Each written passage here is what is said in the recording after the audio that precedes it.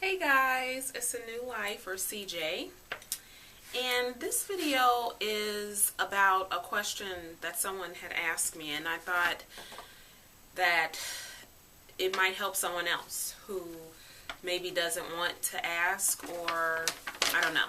So I just got the person's permission to use their questions to help someone else.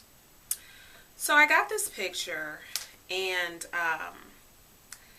I'm sorry, I got this question. They were looking at my pictures and said that I looked amazing and wanted to know what weight I started at. Did I have any problems getting my proteins in? And did I have any stalls or setback with the weight coming off? Well, I don't really open up my videos with, when I had my surgery, weight and all that. Because I usually just have other things to talk about. But I started my weight journey May of 2010. I joined Weight Watchers. I was 346 pounds. And that was when I decided that I wanted to make a life change. And so I did that in preparation to have weight loss surgery. At the time of surgery, I was 310 pounds. And currently I am 184. So initially when I had my surgery, right after surgery, your capacity to eat is altered. For me, I had no indication of appetite, so I could go all day without drinking or eating because I just did not feel any inkling that I had no messages to my brain that I was hungry, which was very dangerous, and I ended up back in the ER for dehydration. So getting in my protein was an extreme chore in the beginning because, they want you to get 60 grams of protein in. That was 3 shakes, and you had to get in 64 ounces of water a day. So just my head couldn't even wrap around that much liquid going in my body, let alone actually doing it. So initially I struggled, and I struggled for a long time learning how to get my protein in for the day. My nutritionist was very highly recommended that I get my proteins in using food after a certain point. But that just did not work for me. So I, till this day, still do my protein shakes as food. Usually it's breakfast. If I find that I want to, snack, or that I feel like I'm getting hungry again before or after a meal, then I'll do a protein shake. Stalls.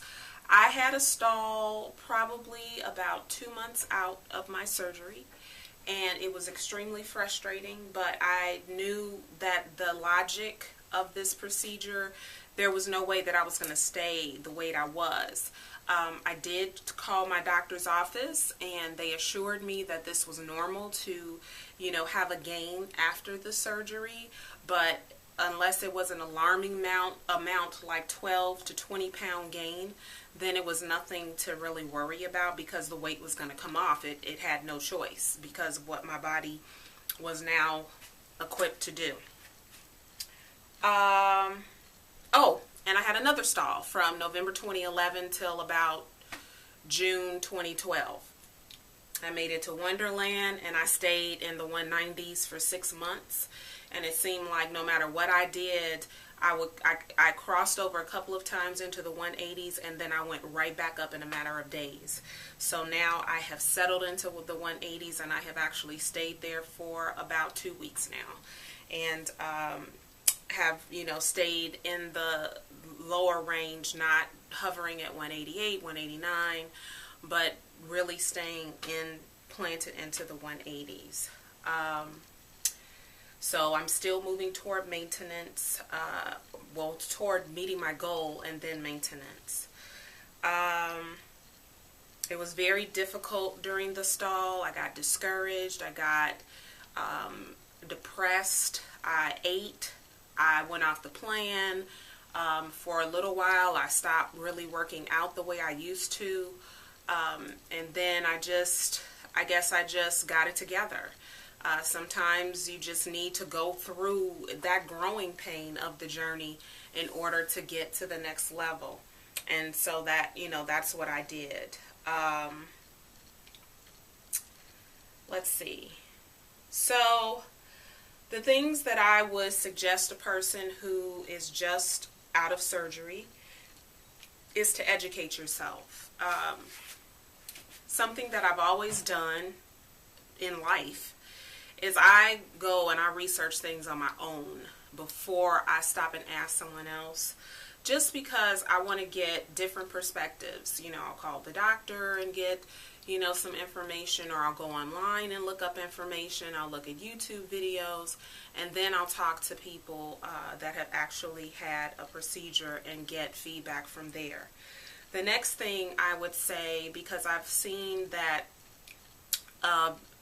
people who are newbies think that they're going to lose 100 pounds in 5 months, and that's not necessarily true. It may happen for some people, but that's not necessarily true. Most of the time, in the first 3 months, you may drop 30 pounds. And if you look at that, that's huge. Many of us have not lost 30 pounds in 1 year, or it may have taken 6 months for us to lose 30 pounds only to gain it right back. So keep everything in perspective. Understand that your body has just gone through major surgery. You have altered your body. If you've had a bypass, if you've had a lap band, you have input something into your body which didn't grow there. So your body is adjusting to a lot of different elements.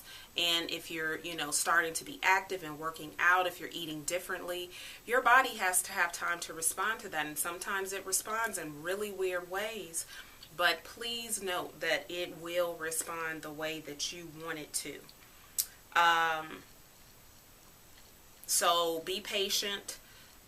Don't compare your journey to someone else's, because that's a huge, huge hang up.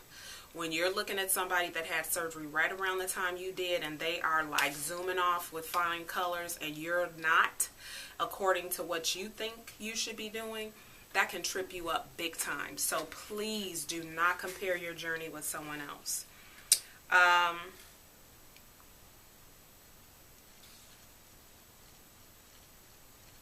Just keep following the rules, because it is going to work. There is no other recourse for the body to respond to less food, exercise, drinking water. It's going to respond. You just have to be patient. Let's see. Something else is, make sure you celebrate your victories. Make sure that you are acknowledging what you've done. To make a decision to have a weight loss surgery is huge, and it shows just how serious a person wants to make their life better and to be healthier, and to get a tool that will enable them to meet those goals for themselves. So celebrate everything. 2 pounds, celebrate it. Don't look at that and say, oh, all I lost was 2 pounds this week, because that's 2 pounds less than you were the week before. So don't get tripped up. And these are all things that I have experienced, that I had to come to, that I didn't necessarily have anybody to tell me these things, but the mental journey that I speak about in a lot of my videos is really, stopping and taking stock in why. That's the answer that you want. Why? Why am I sitting here eating when I'm not hungry? Why do I feel that food will help my sadness? Why am I feeling discouraged after losing 30 pounds and not having lost anything this week? Why do I feel like a failure? Why do I feel like I can't do this just because I'm not having a good month? So when we get down to the whys, which is tapping into what's in here and what's in here, then we can get solutions. We won't be masking over the problem. We won't be, skirting around the issues. We will be diving right into it so that we can actually have solutions, things that will take this away or make it more manageable. So I just thought that, someone that's new might benefit from knowing these things. These are not the things that are written in pamphlets. I did not have the opportunity to talk to someone, who had really been down this journey, pre-op or initial post-op, so until I came to the YouTube community, I really didn't have anybody that was really going through and sharing those things. So please feel free, if you have any questions, to message me. I'm Carolyn Jones on Facebook. And if you want to, request that I make a video, please, I would be more than happy to. So I hope these were helpful tips for you, and I'll see you soon then.